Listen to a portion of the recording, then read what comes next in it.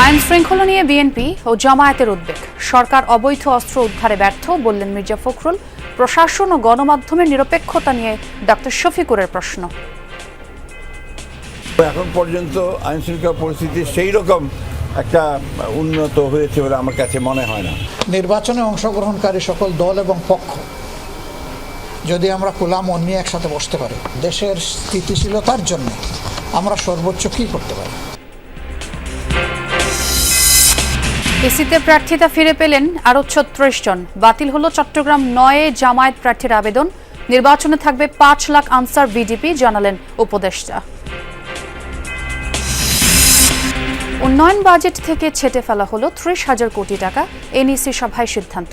পিডির অভাবে যথাসময়ে প্রকল্পের কাজ শেষ হয় না, অভিযোগ বিভিন্ন মন্ত্রণালয়ের।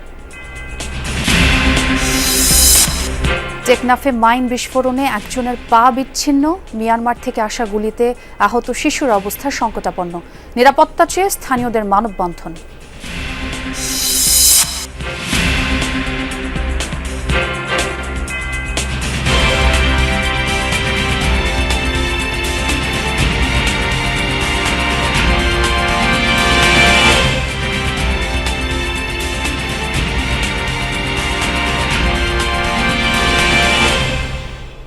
আমন্ত্রণ যমুনা নিউজে, সঙ্গে আছে আমি ছোঁয়া খন্দকার।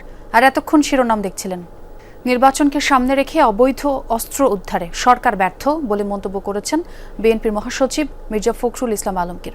পাশাপাশি দেশে আইন শৃঙ্খলার পরিস্থিতির উন্নতি হয়নি বলে সরকারের সমালোচনা করেন তিনি। আলাদা অনুষ্ঠানে বিএনপি নেতারা বলেন, যারাই ক্ষমতায় আসবে তাদেরকেই শ্রমিক ইশতেহার বাস্তবায়ন করতে হবে।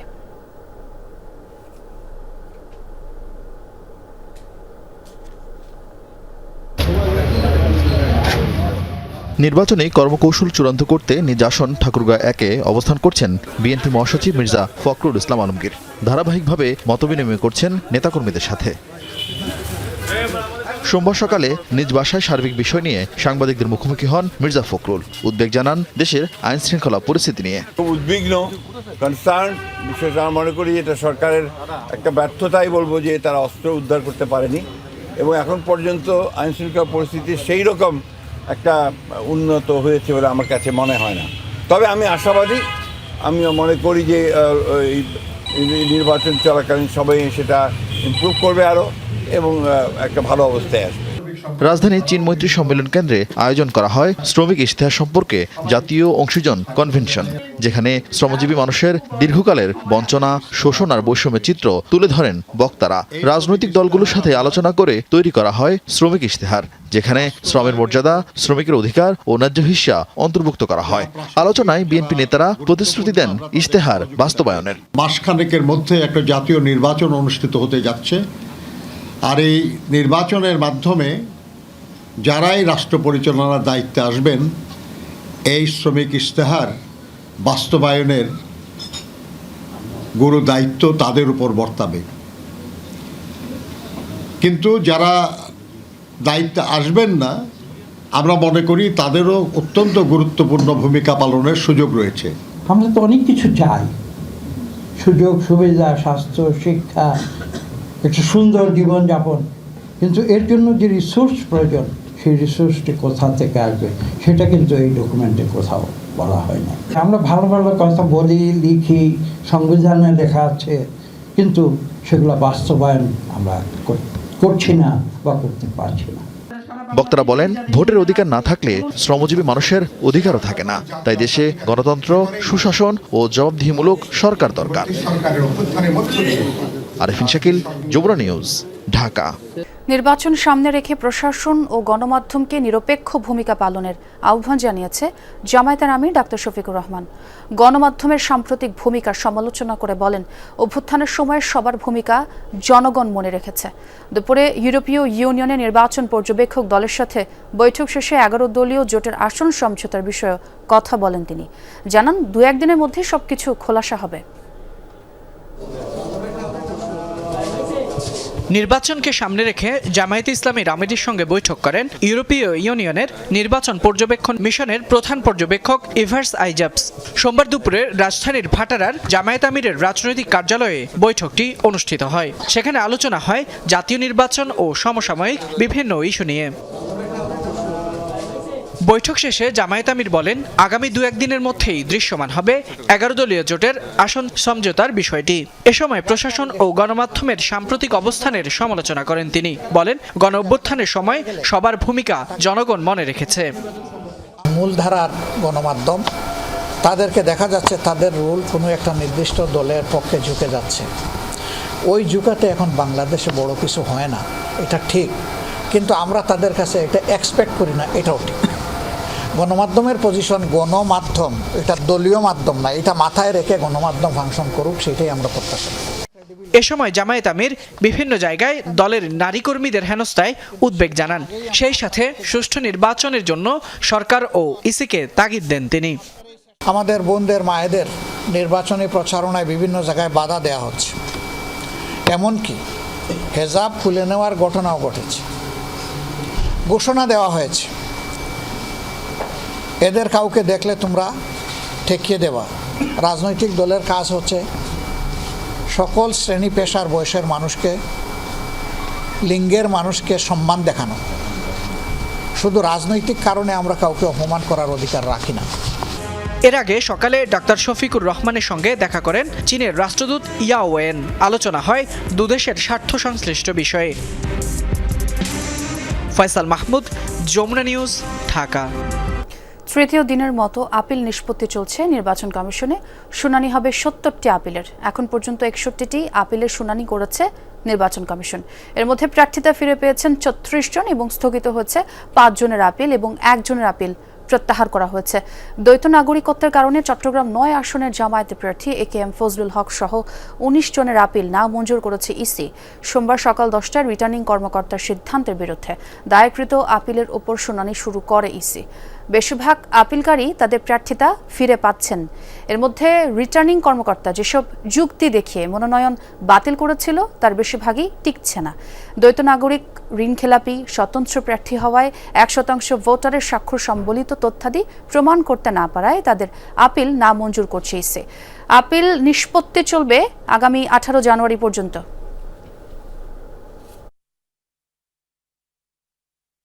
নির্বাচন কমিশনকে আমার নতুন হলফনামার যে পূর্ণাঙ্গ কপি সেটা দিয়েছি এবং আমার ব্যক্তিগত অঙ্গীকারপত্রটা দিয়েছি। মাননীয় নির্বাচন কমিশন আমার তা গ্রহণ করে আমাদেরকে গাজীপুর 1-2 আসন নির্বাচন করার জন্য আজকে বৈধ ঘোষণা করেছেন। নমিনেশন দাখিল করার সময় আমার শিক্ষাগত যোগ্যতা সার্টিফিকেট আমি তখন জমা দিতে পারিনি। পরবর্তী শুনানি দিয়ে আমি দিয়েছিলাম, কিন্তু তা ওনারা গ্রহণ করেন নাই। হ্যাঁ, নামঞ্জুর হয়েছে। দর্শক, এই পর্যায়ে নির্বাচন কমিশন থেকে যোগ দিচ্ছেন আমার সহকর্মী তানভীর মৌসুম। বাকিটা জানবো তার কাছ থেকে। তানভীর, আপিল শুনানি এবং নিষ্পত্তি এখন কোন পর্যায়ে রয়েছে? নতুন কোনো তথ্য পেলেন কিনা আপনি জানাবেন আমাদের। 6 আপিল নিষ্পত্তি 60-এর ঘর পেরিয়েছে। আর যেহেতু প্রতিদিন 70টি করে আপিল শুনানির নিষ্পত্তি হচ্ছে, সেহেতু বলা যায় আর খুব বেশি সময় বাকি নেই। আমরা সর্বশেষ দেখে এসেছিলাম যে 62 নাম্বার আপিল চলছে এবং এর মধ্যে আরও কয়েকটি আপিলের শুনানি, সেগুলো নিষ্পত্তি হয়ে যাওয়ার কথা। আবার নিষ্পত্তি হলেও কিছুটা দীর্ঘসূত্রিতা কাজ করছে এখানে, যে কারণে সেটি হচ্ছে যে কিছু পেন্ডিং আবেদনের কারণে, পেন্ডিং আপিলের কারণে দেখেছি যে আমরা, এবং কেউ অনুপস্থিত থাকার কারণে সেগুলো হয়তো দেখা যাচ্ছে অনেক সিরিয়ালে যেটি একটু আগে, সেই শুনানিটিকে আবার আনা হচ্ছে, কারণ সেটির আসলে কোনো মীমাংসা করা হয়নি। আমরা কিছুক্ষণ আগেই দেখছিলাম যে 14 নাম্বার একটি শুনানির আসলে নিষ্পত্তি তখন হচ্ছিল, কারণ যে সময়ে সেই শুনানিটি হওয়ার কথা সময় মতো সেটি হতে পারেনি এবং তখন যিনি আপিলকারী তখন আসলে তিনি সেখানে উপস্থিত ছিলেন না। এই কারণে কিছুটা দীর্ঘসূত্রিতা কাজ করছে। তবে আমরা ধারণা করছি যে 5টার আগেই আসলে মোটামুটি আজকের দিনের যে 70টি আপিল, যেহেতু দৈনিক 70টি করে করে আপিল নিষ্পত্তির শুনানি চলছে। আজ সেটি 5টার আগেই শেষ হয়ে যাবে। এবং এখানে একটি বিষয় উল্লেখ করতে চাই যে আসলে আপিল নিষ্পত্তির ক্ষেত্রে কমিশন কিন্তু অনেকটাই ছাড় দেওয়ার মানসিকতা এবার গ্রহণ করেছেন। আমরা দেখছি এবার যে অনেককেই আসলে তাদেরকে যে ধরনের সব শর্তাবলী দেওয়া হয়েছিল সেই শর্তগুলোকে শিথিল করে দেওয়া হয়েছে। যেমন হচ্ছে 100% ভোটারের যে বিধান, সে বিধানের ক্ষেত্রে আমরা দেখেছি যে সেটি অনেকের ক্ষেত্রেই শিথিল করে দেওয়া হয়েছে। আবার অনেকের 100% ভোটারের স্বাক্ষর বা তাদের পরিচয় সংক্রান্ত যে ঝামেলা বা যে জটিলতার কারণে তাদের নামঞ্জুর করা হবে বা মঞ্জুর করা হবে, সেক্ষেত্রে কিন্তু তাদেরকে আরও কিছুদিন সময় দিয়ে সেই আপিলটিকে। তানভীর, অনেক ধন্যবাদ আপনাকে নতুন আপডেট জানানোর জন্য। জাতীয় নির্বাচনের কার্যক্রম বাধাগ্রস্ত হয় এমন কর্মকাণ্ড থেকে বিরত থাকতে আনসার সদস্যদের নির্দেশনা দিয়েছেন স্বরাষ্ট্র উপদেষ্টা জাহাঙ্গীর আলম চৌধুরী। সকালে গাজীপুরে আনসার ও ভিডিপি একাডেমিতে বাহিনীর সমাপনী কুচকাওয়াজ অনুষ্ঠানে এই কথা বলেন তিনি। উপদেষ্টা জানান, নির্বাচনে দায়িত্ব পালন করবেন 5.5 লাখেরও বেশি আনসার সদস্য। আর বলেন, আনসার সদস্যদের অংশগ্রহণে নির্বাচনে নিরাপত্তা ব্যবস্থা আরও সুসংহত হবে। 41তম বিসিএস আনসার ক্যাডার কর্মকর্তা ও সদ্য নিয়োগপ্রাপ্ত উপজেলা প্রশিক্ষকদের মৌলিক প্রশিক্ষণ এবং আনসার ব্যাটালিয়নের 26 ও 27তম ব্যাচের রিক্রুট সিপাহী মৌলিক প্রশিক্ষণের সমাপনী কুচকাওয়াজ গাজীপুরের শফিপুরের আনসার ও ভিডিপি একাডেমিতে আয়োজনে যোগ দেন স্বরাষ্ট্র উপদেষ্টা জাহাঙ্গীর আলম চৌধুরী। ছিলেন আনসার ও গ্রাম প্রতিরক্ষা বাহিনীর মহাপরিচালক মেজর জেনারেল আব্দুল মোতালেব সাজ্জাদ মাহমুদ। কুচকাওয়াজে কৃতিত্বপূর্ণ ফলাফলের জন্য 4 জন চৌকস প্রশিক্ষণার্থীকে ক্রেস্ট দিয়ে সম্মাননা জানানো হয়। এ সময় আনসার সদস্যদের নিরপেক্ষতার সাথে কাজ করার আহ্বান জানান স্বরাষ্ট্র উপদেষ্টা। সারা দেশে 1191টি আনসার ব্যাটালিয়নের স্ট্রাইকিং ফোর্স টিম মোতায়েন থাকবে। প্রতিটি টিমে 10 জন করে মোট 11,910 জন সদস্য দায়িত্ব পালন করবেন, যা সামগ্রিক নির্বাচনী নিরাপত্তা ব্যবস্থাকে আরও সুসংহত ও কার্যকর করবে। জাতীয় নির্বাচনের সার্বিক আইন শৃঙ্খলা রক্ষায় আনসার সদস্যদের ভূমিকা তুলে ধরেন উপদেষ্টা। জানান, প্রতিটি ভোট কেন্দ্রে আনসার ও ভিডিপি সদস্যদের টিমে থাকবে অস্ত্রধারী সদস্য। অতিরিক্ত নিরাপত্তা ব্যবস্থার অংশ হিসেবে প্রতি কেন্দ্রে নিয়োজিত 3 জন অস্ত্রধারী সদস্যের মধ্য থেকে 1 জন নির্বাচনকালীন সময়ে প্রিজাইডিং অফিসারের সঙ্গে সার্বক্ষণিক দায়িত্ব পালন করবেন। নির্বাচন সফল করতে সততা ও নিষ্ঠার সাথে দায়িত্ব পালন করতে আনসার সদস্যদের পরামর্শ দেন জাহাঙ্গীর আলম চৌধুরী। তাজনুর ইসলাম, যমুনা নিউজ। জুলাই আগস্টে চলমান আন্দোলনে কারফিউ জারি, ব্যবসায়ীদের নিয়ে শেখ হাসিনার সঙ্গে বৈঠক করে হত্যাকাণ্ডে সহায়তা সহ 5 অভিযোগে আনিসুল হক ও সালমান এফ রহমানের বিরুদ্ধে অভিযোগ গঠন করে বিচার শুরুর আদেশ দিয়েছেন আন্তর্জাতিক অপরাধ ট্রাইব্যুনাল 1। এদিন ট্রাইব্যুনালের কাছে নিজেদের নির্দোষ দাবি করে ন্যায় বিচার চেয়েছেন সালমান এফ রহমান ও আনিসুল হক। পরে এই মামলার সাক্ষ্য গ্রহণের জন্য 10 ফেব্রুয়ারি দিন ধার্য করেন ট্রাইব্যুনাল। এর আগে অভিযোগ গঠনের শুনানিতে চিফ প্রসিকিউটর বলেন, জুলাই আগস্টে গণহত্যা চালাতে বেআইনিভাবে কারফিউ জারি করা হয়েছিল। ইন্টারনেট ও সামাজিক যোগাযোগ মাধ্যম বন্ধ করার জন্য জুনায়েদ আহমেদ পলককে পরামর্শ দেন সালমান এফ রহমান। এদিকে আসামি পক্ষের আইনজীবীর দাবি, স্বরাষ্ট্র মন্ত্রণালয়ের আদেশ ও জনগণের জানমাল রক্ষায় কারফিউ দেওয়া হয়। কারফিউর হত্যা জারির ষড়যন্ত্র করে হত্যাকাণ্ডের নির্দেশ দিয়েছেন, পরিকল্পনা করেছেন এবং উস্কানি দিয়েছেন, যার টেলিফোনিক ফোনালাপ কথোপকথন আমাদের ট্রাইব্যুনালে উপস্থাপিত হয়েছে এবং এক্সপার্ট রিপোর্টও আছে। 4 আগস্ট এবং 5 আগস্ট মোট 30 জনকে হত্যার সাথে তাদের সংশ্লিষ্টতার অভিযোগে চার্জ গঠন করা হয়েছে। তারা নির্দোষ দাবি করে বিচার চেয়েছেন এবং আগামী 10 ফেব্রুয়ারি বিচারের দিন ধার্য হয়েছে। ইনকিলাব মঞ্চের মুখপাত্র শরীফ ওসমান হাদিকে হত্যার ঘটনায় দায়ের করা মামলায় অভিযোগ গঠনের জন্য 15 জানুয়ারি বৃহস্পতিবার দিন ধার্য করেছেন আদালত। দুপুরে আদালত এই দিন ধার্য করেন। ঢাকা মেট্রোপলিটন ম্যাজিস্ট্রেট জসিতা ইসলামের আদালত এই আদেশ দেন। আদালত রাষ্ট্রপক্ষকে সাহায্য করার জন্য 3 জন আইনজীবী নিয়োগ দিয়েছেন। সকালে আদালতে উপস্থিত হন মামলার বাদী ইনকিলাব মঞ্চের সদস্য সচিব আব্দুল্লাহ আল জবের, ফাতিমা তাসনিম জুমা ও শান্তা আক্তার সহ অন্যরা। বাদী আদালতের কাছে এই মামলায় নিয়োগপ্রাপ্ত আইনজীবীদের আবেদনের সঙ্গে সম্মতি জানান। আদালতে আইনজীবীরা চার্জশিট পর্যালোচনার জন্য আগামী মঙ্গলবার ও বুধবার সময় চান। পর্যালোচনা শেষে বৃহস্পতিবার তারা চার্জশিট গ্রহণযোগ্য বা নারাজির বিষয়ে সিদ্ধান্ত জানাবেন। আদালত তাদের আবেদন গ্রহণ করে 2 দিন সময় বরাদ্দ করেন। অন্তর্বর্তী সরকার জুলাই সনদ লঙ্ঘন করে পরবর্তী সরকারকেও তা লঙ্ঘনের পথ দেখিয়েছে বলে মন্তব্য করেছেন টিআইবির নির্বাহী পরিচালক ডক্টর ইফতেখারুজ্জামান। বলেন, অন্তর্বর্তী সরকার সংস্কারের নামে যতটুকুই করেছে তার প্রায় সকল ক্ষেত্রেই বাস্তবে লক্ষ্যভ্রষ্ট হয়েছে। আর এমনটা হয়েছে আমলাতন্ত্রের কাছে অন্তর্বর্তী সরকারের নতি স্বীকারের কারণে বলে মন্তব্য করেন তিনি। অন্তর্বর্তী সরকারের আমলে জারি করা হয়েছে বেশ কিছু অধ্যাদেশ। এতে সংস্কারে আগ্রহের ঘাটতি দেখতে পেয়েছে ট্রান্সপারেন্সি ইন্টারন্যাশনাল বাংলাদেশ। সকালে সংস্থাটির কার্যালয়ে সংবাদ সম্মেলনে টিআইবি নির্বাহী পরিচালক ডক্টর ইফতেখারুজ্জামান বলেন, অন্তর্বর্তী সরকার যতটুকুই সংস্কার করেছে তা প্রায় সকল ক্ষেত্রেই লক্ষ্যভ্রষ্ট হয়েছে। সংস্কারের নামে যতটুকুই করেছে তার প্রায় সকল ক্ষেত্রেই বাস্তবে অধ্যাদেশগুলো লক্ষ্যভ্রষ্ট হয়েছে। প্রতিটি ক্ষেত্রে জাতীয় স্বার্থের তুলনায় আমলাতন্ত্র সহ ক্ষমতাসীনদের একচ্ছত্র ও জবাবদিহিন কর্তৃত্বের চর্চার অব্যাহত রাখার সুযোগ রাখা হয়েছে উদ্দেশ্যমূলকভাবে।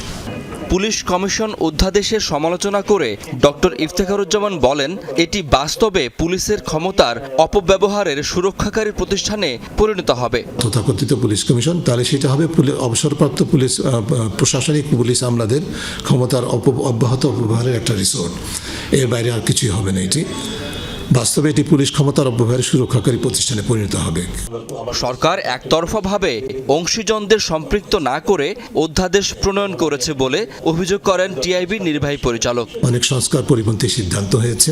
কিভাবে জুলাই সনদ লঙ্ঘন করা যায় সেই দৃষ্টান্ত অন্তর্বর্তী সরকার সৃষ্টি করে পরবর্তী সরকারের জন্য সুযোগ করে দিয়েছে কিভাবে সেটাকে তারা উল্লঙ্ঘন করতে পারবে। এ সময় তিনি কথা বলেন সাইবার সুরক্ষা অধ্যাদেশ নিয়েও। বলেন, এটি স্পষ্ট না করায় অপব্যবহারের সুযোগ থাকবে। পাশাপাশি জবাবদিহিতা তৈরিতে ব্যর্থতার জন্য দুদকের সমালোচনা করেন ডক্টর ইফতেখার। শাকিল হাসান, যমুনা নিউজ, ঢাকা। গণতান্ত্রিক শাসনের বিভিন্ন চ্যালেঞ্জ নিয়ে আলোচনা সভা অনুষ্ঠিত হয়েছে রাজধানীর এশিয়া ও মহাসাগরীয় অঞ্চলের পল্লী উন্নয়ন কেন্দ্র সেরডাপে। সংলাপে জাতীয় নিরাপত্তা ও আইন শৃঙ্খলা স্বাভাবিক করার ক্ষেত্রে মত দেন আলোচকরা। আলোচনা শুরুতেই মব সন্ত্রাস রুখতে জোর দেন বিভিন্ন রাজনৈতিক দলের আলোচকরা। বলেন, মব সন্ত্রাস জাতীয় নিরাপত্তার ক্ষেত্রে বড় চ্যালেঞ্জ হয়ে দাঁড়িয়েছে। তাদের মতে সংস্কারের আগে নির্বাচন দেশের স্থিতাবস্থা ফেরাতে পারবে কিনা তা বিবেচনা করা দরকার। জোর করে সংস্কার চাপিয়ে দেওয়াও গণতান্ত্রিক প্রক্রিয়া হবে না বলে মত দেন বক্তারা। জনগণ এবং রাজনৈতিক দলগুলোকে এই নিয়ে একসাথে কাজ করতে হবে বলেও জানান তারা। এদিকে দেশে বিচার বিভাগীয় দুর্বলতা নিয়েও কথা বলেন কেউ কেউ। উঠে আসে সীমান্ত নিরাপত্তার ইস্যুও।